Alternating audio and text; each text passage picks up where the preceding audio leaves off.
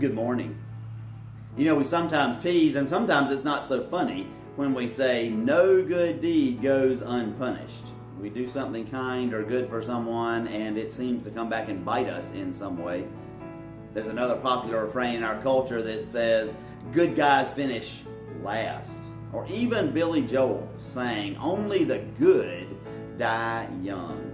There's this sense in which if we are good, we are just setting ourselves up to suffer. We're setting ourselves up to be somebody else's doormat. Peter in 1 Peter almost seems to say the same thing. He says, now who will harm you if you are eager to do what is good? And we might answer, how naive can you be, Peter? People are almost lining up to harm us if we want to do what is good. And if they don't want to harm us out of maliciousness, they'll harm us by taking advantage of us. But Peter is way wiser than that. He continues, asking the question, now who will harm you if you're eager to do what is good? But then saying, but even if you do suffer for doing what is right, you are blessed. We might ask, how are we blessed? Well, we are blessed because we are doing what is right. We are following the footsteps of our Lord, who did what was good even when it led him to the cross. And that, of course, brings us to the next verse that Peter offers to us. Do not fear what they fear, and do not be intimidated.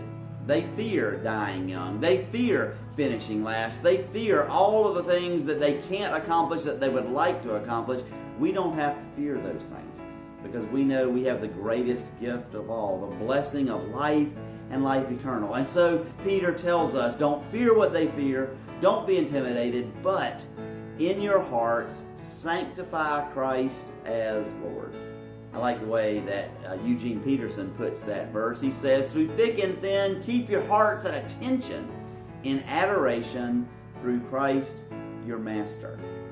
There are always going to be days when we are tempted to grow weary in doing what is good, and we need to hear what Paul had to say when he said, don't grow weary in doing good. We have not been given this ministry in vain, but instead let us recognize that even if we suffer for doing good, even if it seems no good deed goes unpunished, we do good anyway because we follow Jesus Christ our Lord, and we keep our hearts in adoration of Him. So this day, make sure that you make this a good day because you know that God is with you.